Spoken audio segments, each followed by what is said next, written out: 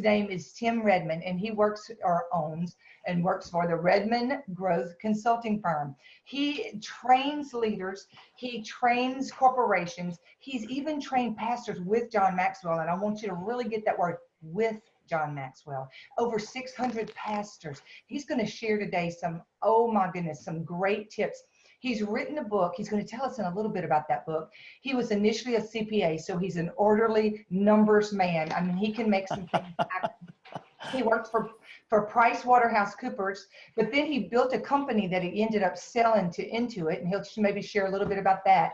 But the biggest thing, he's even quoted in John Maxwell's book, 21 Irrefutable Laws. So we are excited. Y'all are in for a treat today for some great nuggets. And if you could share, first of all, I just want to thank you, Tim, for coming. Yeah, Terry, it's great to be here. It's great to be on the show.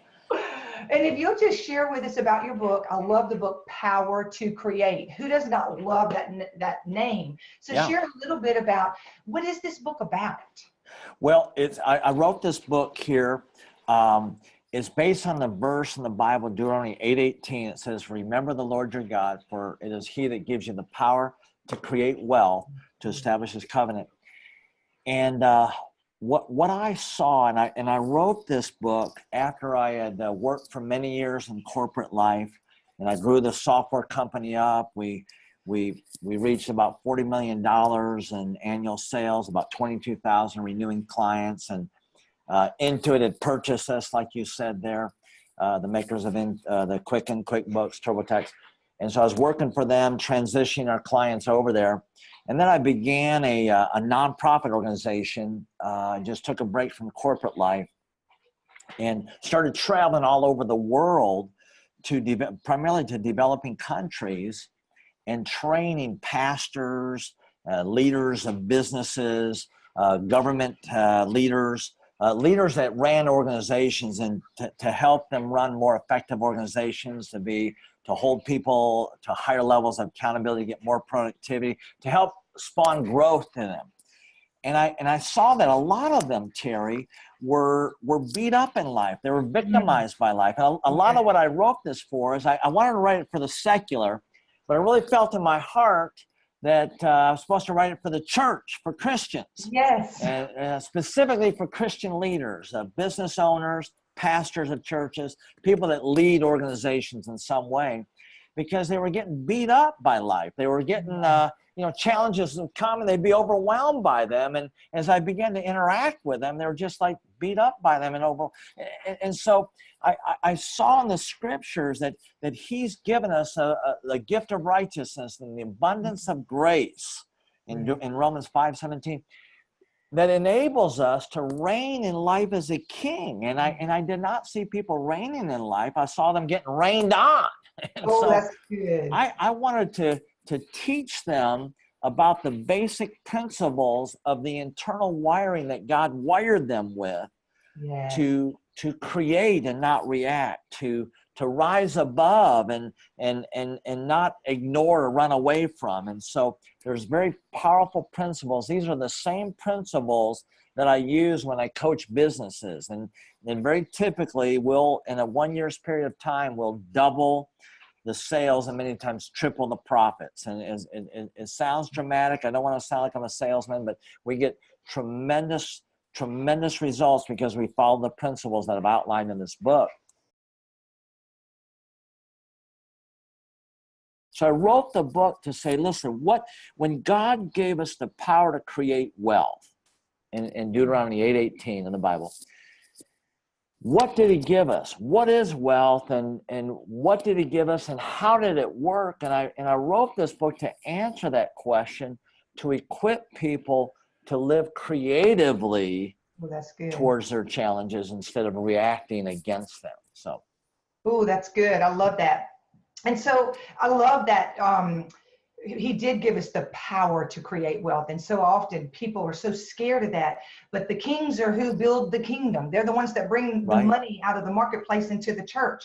So I love that whole training up. And if it starts at the head, then it's just kind of a flourishing exponential. So I love that, what you just explained.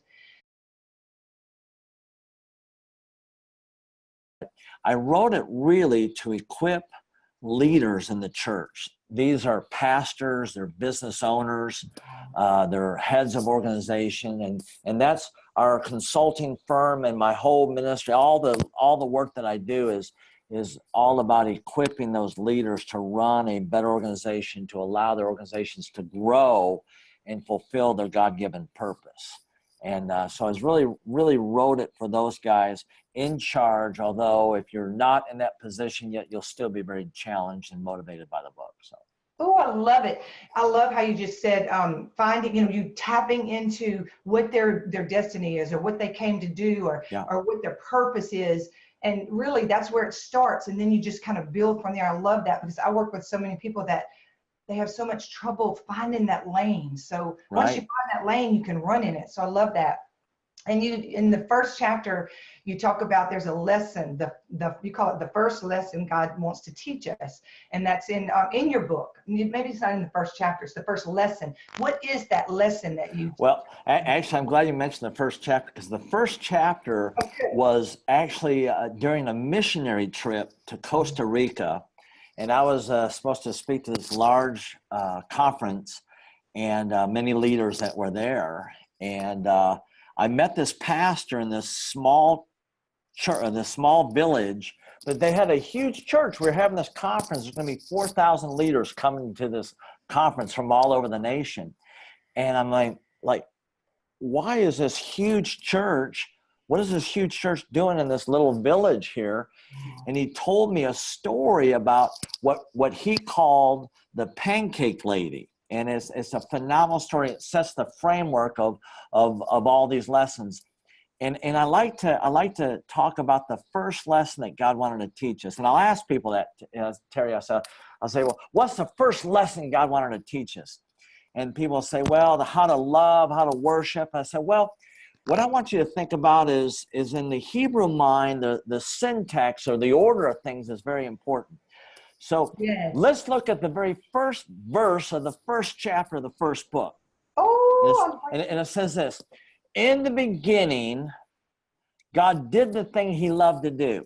In the beginning, God was not just giving us a principle, but he was establishing a pattern. The Bible is not just a principle book, it's a pattern book. Whatever we see God doing, we do. So in the beginning, what did God do? What's the first verb in the Bible? First action word in the Bible? Created, right? In the beginning, God created. And so that's the lesson here, is in the beginning of our day, in the beginning of growing a business, in the beginning of a challenge, in the beginning of a divorce or a separation or a business breakup, or in the beginning of a good time, bad time, whatever's going on, in the beginning of that, create towards it rather than reacting against it. And so when I work with business owners, we'll actually take a look, an audit of how they're approaching their challenges. Are you creating towards it or reacting against it? Because just that one shift shifts everything. Ooh, I love that. Just that one shift. Oh my goodness, that principle just preaches. Whether it's, like you said, it can be just a mom with her child. It could be a man with a corporation. I mean, that is so good. And I love that you said, I love this. I want to say it. The Bible is a book of patterns.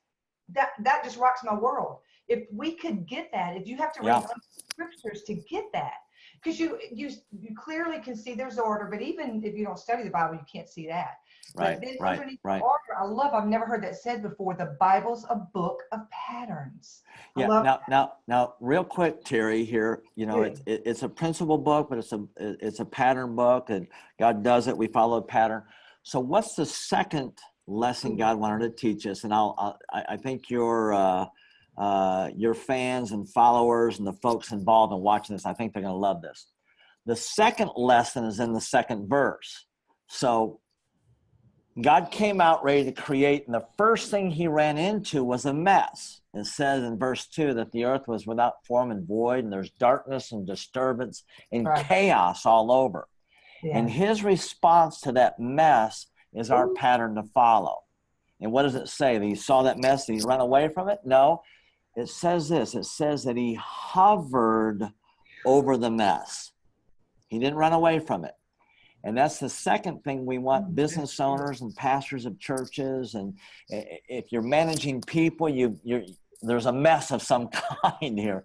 And so God wants to give us a lesson on how to approach that mess. First of all, he's given us the power to create. We're wired for that. And that gift is attracted to chaos to bring order to that chaos. And so the second lesson is to hover, and actually the word hover actually means to stay enthusiastically and lovingly over, is to look over that. It's like an eagle. It says this later in the scripture, the same Hebrew word. An eagle mother is hovering over her chicks, is very enthusiastically, lovingly looking over that mess. And most of us, we run away from our mess, or we want to, complain to everybody about our mess, but we are to hover over it and begin to strategize over that chaos, because God's called you that chaos to bring order to it. Oh, I love this. That's what this book is all about. Really, it really comes from a Hebrew mindset. A dear friend of mine is Rabbi Daniel Lappin, is Dave Ramsey's favorite author. He wrote a great book called Thou Shalt Prosper. But a lot of this is just out of my friendship with Daniel and some other rabbis that taught me how they read the Bible. And it's just full of a lot of different ways of looking at life to help you run your life and your business and your organization better. So yes, to create what we started with, to create growth and success. God is not a God of take away and sit in a corner. He's about movement and forward and upward. The God of abundance. Okay, abundance is like it's exponential growth. It's if you're here, he's taking you to the next step from glory to glory. So I love that. Yeah, now, I like what Psalm 65 verse 11 says. And can we quote the Bible on this show? Yes, Okay. please. Psalm 65:11, the New King James Version, says that his pathways drip with abundance. And so that's Lord, what we want to do. And pathway, huh? Yeah, we got that narrow way, not the broad way. Right. Oh, excellent. So very good. Pathways drip. I'm taking notes so when I put them in the email, this that's is great. Good stuff. Yeah. Okay, you are a business coach and you're a consultant. Now, clearly, if you've been listening to this interview, you can see that you're vested in that. You can see that you're educated in that. You can see that it's your passion. Oh, yeah, I love it. You kind of speak to me, what qualifies you for this? Well, that's a good question. It seems like everybody and their pet dog is a coach nowadays. And I don't knock it. But I very specifically, I do life coaching. It's kind of like executive coaching for individual leaders.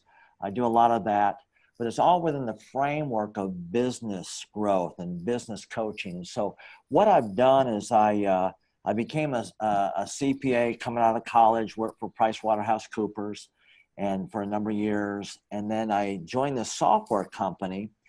And it was just two of us for a while. We grew it up to over 350 people. We ended up selling it, like I mentioned earlier. And in that process, I actually grew everything having to do with that business. And I made all the mistakes in the world. Wow. And so I've actually grown a number of multi-million-dollar businesses. And then I used to just, people would come to me and say, hey, how do I fix this in my business? I just tell them that. Yeah. And I realized, you know what, they're gonna make a lot of money on that. I'm a capitalist. I'm a businessman. I'm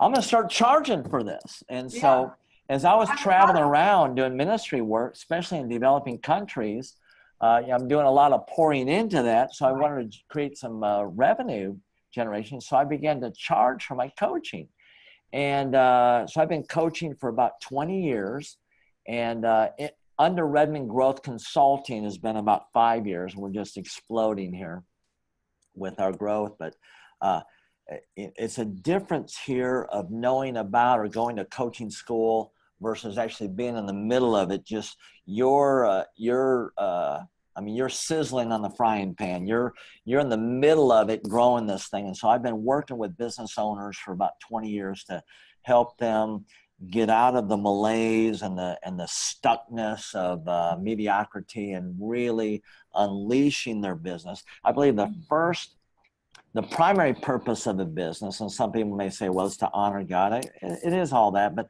I believe the primary purpose of a business, Terry, is to serve the business owner. And so we design the business and refabricate that so it serves the business owner in their purpose. If they want to give a lot of money to missions, great, that's their purpose, but it's got to serve them. And so that's what I've been working on for many, many years. Because that is given to others. The same measure. I mean, it's your reflection is not on yourself, but it's serving the customer. That is so good. Okay, so you talked about some mistakes that maybe you've seen that you don't want owners to make. So share with that one or two big mistakes that people could learn from. Okay, good. Well, I mean, I can go for about a day and a half on this, and I actually do provide seminars where we do this. One real quickly is a lot of times there's a failure to lead. What we find is we follow the challenges instead of leading in the challenges. We're victimized by it. Another one is really a lack of planning, and this is not just having this huge business plan. I work with business owners. I meet with them usually on a once-a-week basis, and I teach them to have what we call meta time. Meta means to go above, and so I like to do that in the morning. About 4 minutes after God gets up, usually between 4:30, I'm up, and I'm thinking about my day, and I'm beginning to create the results I want by planning. What's really the priorities, and what I do is the biggest priorities. I time block those into my schedule, and there's so many business owners that really struggle with time management and priority management. And what I do is I help people get into their highest and best use. Another huge thing, I was just talking to a college buddy of mine. We were roommates, and he's now been promoted. He's been asked by the Trump organization to be an ambassador to a country. And so he's wanting me to help him run his business when he's busy, in this country doing all this work. And as we begin to drill down, and what I'll do with every business is we'll drill down to find out what's working, what's not working, what are the opportunities there, and what's really granular. It's not theoretical. It's not, these one-liner cliche-ish things. We'll get real granular with it. And what I found that most business owners, they don't take time to identify clearly, super clearly, who their ideal client, most likely buyer are. Oh, yeah. And then to organize all their marketing and their sales systems around that target market. There's a blurriness. What we do, Terry, is we want to be all things to all people. I was just talking to a construction company, and they're coming on board with us here to get involved in our coaching. And we're going to, I know right now we're going to double their business in 1 year. And it's not going to be that difficult to do because of what they're not doing. He said he has spent hundreds of thousands of dollars on SEO specialists and all this. And I went out there and saw what he's missing on SEO. He's missing on his, really going after his target market, and really he's invisible, both online and offline. So we're going to really work on that really quickly. But the big problem he had was he was trying to be all things, all people. And this guy really is excited about roofing repairs, roofing replacements. And so we're going to narrow him from being the jack of all trades. That's good. And master of none. Actually, what Benjamin Franklin said there, and that's a quote from Benjamin Franklin, he says, be the jack of all trades, but master of one. Yes. See, we prefer to be master of none. Well, you're master of none. You're without mastery, you're going to be mediocre. Yeah. You need mastery to move beyond mediocrity. And so we're going to get him focused on roofing repairs in his area, his 50-mile radius area. We're going to get him focused on that, and we're going to blow him up. Why? Because we're going to get him focused. We're going to increase his capacity by narrowing his focus. That's a huge mistake. which almost seems the opposite. You know, you think you keep it broad and you bring in Yeah. people, but it's just Yeah. the opposite of that. It's just the So I love opposite. that. You said time, get up early. So time management, priorities, and then focusing on honing in on who your target market Yeah. is. So I love Yeah. that. So in closing, show us or tell us how we can get in touch with you, and you tell us a little bit about your free gift. Right. Well, great, Terry. Yeah, I would love to talk with any of your folks here. Number one is I'd like to give them, if they got a business and they want to have a free in-depth analysis of their business, I will give them at least 3 strong recommendations of what to do now, kind of thing, to get unstuck, to really get growing. It doesn't cost them anything. If they say that they're associated with you, then we'll do it for free. And I don't do a heavy sell, but if it makes sense that we want to work together, great. If not, then I'll give you 3 strong recommendations. And then what I'd like to be able to do is I'd like to give every person that asks me, if they'll send an email to me, tim@redmondgrowth.com. It's Tim at Redmond, REDMOND, growth, GROWTH. Just write me an email, tim@redmondgrowth.com, and ask for the power planning system. Okay. And I will give them the downloads, the audio files, and they can buy it for, $29 on for the audio, and the whole package I think is $99. I give it all free. Give you 4 powerful planning tools to use with that. And so I'll send all that out to them, a link to download it, free of charge if they mention it. I'm going to send my email in shortly as soon as we finish. I'm getting. Come on, you're getting the first set here, girl. Come on. I am taking notes. I'm not missing that. So Tim, we just want to thank you for your time today. Yeah. What a gift you've been. And just the audience doesn't know, but this is like Friday afternoon before Christmas weekend. And so we're like, just delighted. Was delighted that you took the time. That's great. And grow. And so thank you so much. And look forward to hearing more from you. And you have a great Christmas. God bless you. Thank you, Terry.